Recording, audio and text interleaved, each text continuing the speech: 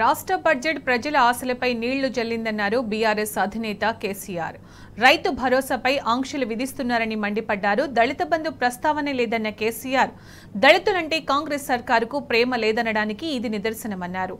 సర్కార్ ఫ్యూడల్ విధానాలను పాటిస్తోందని ఫైర్ అయ్యారు కేసీఆర్. దీనికి సంబంధించిన పూర్తి సమాచారం మా ప్రతినిధి లివిల్ అందిస్తారు. లివిల్, రైట్. వంశీ, చెప్పండి వంశీ.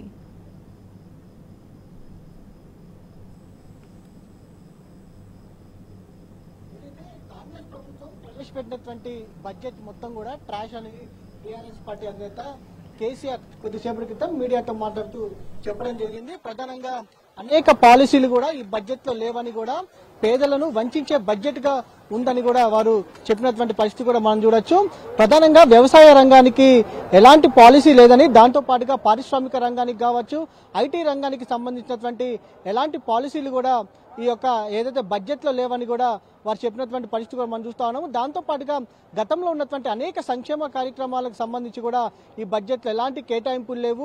ఉదాహరణకు అటు గొల్లకుర్మ ఏదైతే సంబంధించి వారికి కూడా ఎలాంటి కేటాయింపులు లేవని కూడా చెప్పడం జరిగింది. దాంతో పాటుగా అనేక సంక్షేమ రంగానికి వారు ఎలాంటి పెద్దపీట వేయనటువంటి పరిస్థితి కూడా ఉందని కూడా వారు చెప్పినటువంటి పరిస్థితి కూడా మనం చూస్తాను. ప్రధానంగా వ్యవసాయ రంగానికి సంబంధించి కూడా ఎలాంటి పాలసీ లేకపోవడం అనేది బాధాకరమని కూడా వారు చెప్పినటువంటి పరిస్థితి కూడా మనకు కనిపిస్తా ఉంది.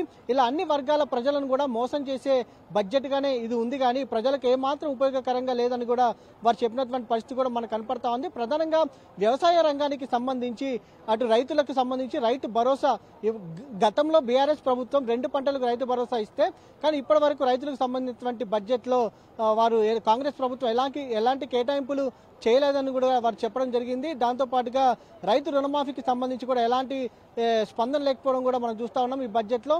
దాంతో పాటుగా పారిశ్రామిక రంగానికి సంబంధించి కావచ్చు, ఇప్పటి వరకు ఎలాంటి ఏదైతే కేటాయింపులు కానీ, దాంతో పాటుగా ఒక పాలసీ అనేది ప్రభుత్వం వద్ద లేదని కూడా వారు చెప్పినటువంటి పరిస్థితి కూడా మనం చూస్తా ఉన్నాము. దాంతో పాటుగా ఐటీ రంగానికి సంబంధించి కావచ్చు, ఇలా అన్ని వర్గాల ప్రజలను మోసం చేసే బడ్జెట్ గానే ఇది ఉందని కూడా వారు చెప్తా ఉన్నారు. ఇందులో గ్యాస్ ట్రాష్ తప్పితే ఏదైతే ఒక స్టోరీ టెల్లింగ్ లాగా ఈ యొక్క బడ్జెట్ ఉంది, కానీ ప్రజా బడ్జెట్ గా లేదని కూడా వారు చెప్పినటువంటి పరిస్థితి కూడా మనకు కనపడతా ఉంది. ప్రధానంగా ప్రజా సమస్యల పైన ఈ బడ్జెట్ లో ప్రభుత్వాన్ని చీల్చి చెండాడతామని కూడా వారు ప్రకటన చేసినటువంటి పరిస్థితి కూడా మనకు కనపడతా ఉంది.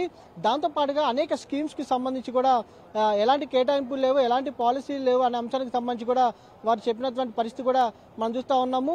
దాంతో పాటుగా చెప్పిన దాన్ని పదే చెప్పడము, ఒత్తెత్తి పలకడమే తప్పితే ఏదైతే సంబంధించినటువంటి సంక్షేమ కార్యక్రమాలకు కావచ్చు, ఏదైతే ఇతర రంగాలకు సంబంధించినటువంటి కేటాయింపులు కూడా ఏవీ లేవని కూడా వారు చెప్పినటువంటి పరిస్థితి కూడా మనకు కనపడతా ఉంది. మొత్తం మీద ఈ అసెంబ్లీలో అటు ప్రభుత్వాన్ని ఇరుకుని పెట్టడానికి కూడా బీఆర్ఎస్ పార్టీ సిద్ధమైనటువంటి పరిస్థితి కూడా మనకు కనపడుతోంది. ప్రధానంగా బడ్జెట్ లో అనేక పాలసీలు ఉండాల్సిన అవసరం ఉంది, భవిష్యత్తు ప్రణాళిక ఉండాల్సిన అవసరం ఉంది, కానీ ఇప్పటి వరకు అలాంటి ప్రణాళికలు కానీ అలాంటి పాలసీలు కానీ లేకపోవడం అంశానికి సంబంధించి కూడా బీఆర్ఎస్ పార్టీ అధినేత కేసీఆర్ ప్రస్తావించినటువంటి పరిస్థితి కూడా మనకు కనపడుతుంది. కాబట్టి ఈసారి బడ్జెట్ లో అనేక సమస్యలపై కావచ్చు, ఈ కేటాయింపుల పైన అటు ఏదైతే ప్రభుత్వాన్ని ప్రశ్నించనున్నారు మొత్తం మీద. Right Vamshi, thank you.